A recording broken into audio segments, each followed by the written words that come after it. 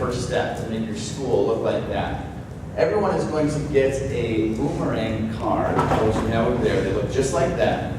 And on those cards, we have broken down kindness into 3 different areas. And so the way we kind of look at it is, how will I throw out kindness boomerangs in my school? So the first way that you can do that, and what we want you to do, is everyone's going to get a pencil and a card as well. So when you get your card, the first way is, I will be kinder to my teachers and classmates by, and then there's a space for you to fill out how you can show kindness to your teachers and classmates. So maybe one of those things could be, we mentioned this before, if you see one of your teachers coming up to the school in the morning and they got their hands full of a bunch of stuff for the day, and you know as they come to the door they're going to need some help, so you can go and you can open the door for them.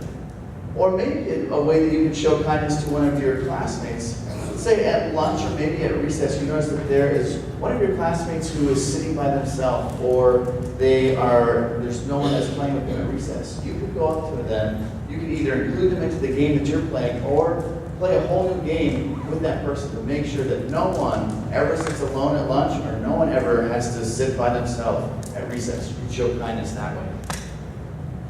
The second way that we've broken this down is a little bit different, but it has a space, and it says, I want to thank, and there's a space for someone's name, and then there's a space underneath that to write out what you want to thank that person for. So we want you to actually thank someone in this room. Now we know you could probably thank your parents, or maybe one of your siblings or something, but we want you to keep it to someone that is here today, someone maybe that's in your class, or someone that is in the 4th grade. And also, I want to challenge you guys to not just thank your best friends for being your best friends. That's very important. But I want you to think about maybe thanking someone that wouldn't be expecting to get a thank you from you. Maybe there's somebody in here that you notice, like every day when they come to school, they're like super smiley. They're super happy, and they make the rest of the day seem pretty good. Every time you see them, they make you feel good because of the way they come into school. Or maybe you want to thank one of your teachers or staff, one of the paraprofessionals, one of your custodians, somebody that you see do something that you think is a really kind thing, and you want to just say thank you to that person. So what you will do is you'll write their name in the space, and then underneath that you'll write why you're thanking them. So it would be, I want to thank my teacher, for helping me with some homework after school, or something like that. And then the third way that we've broken this down, and this one's a little bit tougher, but it says, I'm going to say I'm sorry to, and then there's a space for someone's name. And then there's space underneath that to say what you want to say you are sorry for. And Megan said this a couple times, and I want to reiterate it, that we all make mistakes. We've all made mistakes in this room, I'm sure, at some point, and we probably will make mistakes again. But the great thing about being able to say you're sorry is it's hitting the reset button so you can do better next time.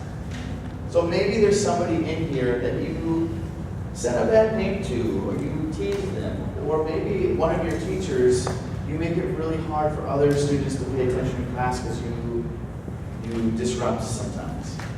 So maybe you'll put on there that person's name that you want to say you're sorry to, and then again write out the reason why you're sorry. Now if you did call someone a bad name and you want to apologize for that, that's great. However, what we want you to do, you can write that person's name, but we don't want you to write what you call them. You can just say, I want to say I'm sorry to this person for calling them a bad name. Or if you started a rumor about someone, you could say, I want to say I'm sorry to this person for starting a rumor. You don't need to write out what the rumor was, because that's not really important. What's important is that you're taking responsibility for it. You want to say, I'm sorry, and I'm going to do better next time. Sound good? Awesome. So teachers and staff, if you guys will start passing out the cards and pencils, we're going to play.